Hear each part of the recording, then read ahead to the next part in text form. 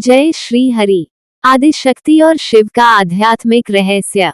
जब कुछ नहीं था, ना समय था, ना आकाश, ना पृथ्वी, ना देवता थे, ना राक्षस, तब भी एक सत्ता थी जो न तो दिखाई देती थी, न ही समझ में आती थी। वह सत्ता थी शिव और शक्ति का संयुक्त स्वरूप। शिव कौन है? शिव कोई व्यक्ति नहीं है, शिव कोई मूर्ति नहीं है, शिव एक स्थिति है, चेतना की परम अवस्था। शिव का अर्थ है कल्याण, शून्यता, मौन का चरम रूप। वो निर्गुण हैं, निराकार हैं, वे समय और स्थान से परे हैं। ऋषि मुनियों ने उन्हें ध्यान में देखा और कहा वह हैं जो कभी नहीं बदलते। शक्ति कौन है? अब बात करते हैं आदिशक्ति की। वह प्रकृति की जननी है, वो ही है सृष्टि की गति, वो ही है काली, दुर्गा, पार्वती, ललिता, अन्नपूर्णा। शक्ति का अर्थ है ऊर्जा, चेतना, स्पंदन। जहाँ शिव मौन है, वहाँ शक्ति स्पंदित है।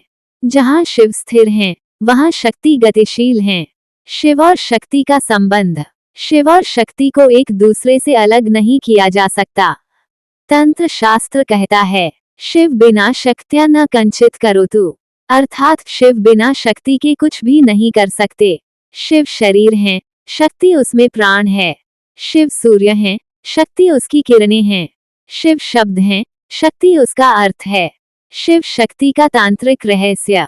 तंत्र शास्त्र में आदिशक्ति को कुंडलिनी कहा गया है, जो प्रत्येक मनुष्य के शरीर के मूलाधार में स्थित होती है। और शिव को कहा गया है सहस्रार में स्थित चेतना। जब साधक साधना करता है तो शक्ति जागृत होकर ऊपर चढ़ती है और अंत में शिव से मिल जाती है। इस मिलन को कहते हैं समाधि, परमानंद, मोक्ष।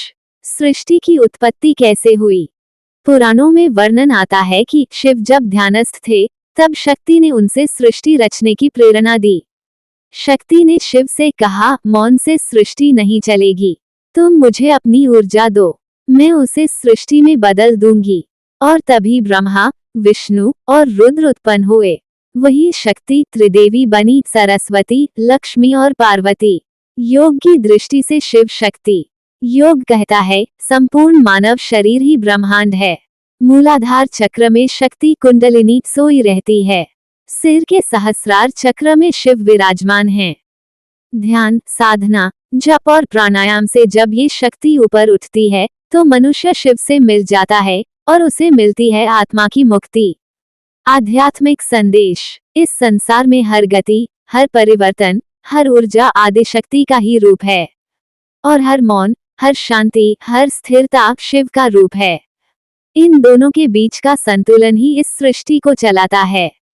जब हम केवल शक्ति में फंस जाते हैं तो अशांति पैदा होती है। जब हम केवल शिव में ठहर जाते हैं तो निष्क्रियता आ जाती है। इसलिए शिव और शक्ति का संतुलन ही आध्यात्मिक जीवन है। निष्कर्ष।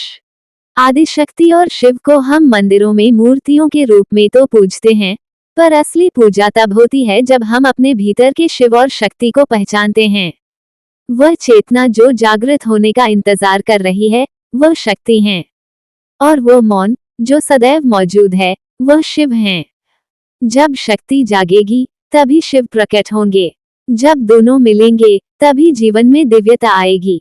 अब प्रश्न यह है, क्या आपने अपने भीतर की शक्ति को जगाया है, या आप अभी भी केवल बाहरी पूजा में ही उलझे हैं? अगली कड़ी में हम जानेंगे कैसे आदिशक्ति को साधा जा सकता है और कैसे साधक अपने भीतर के शिव से मिल सकता है।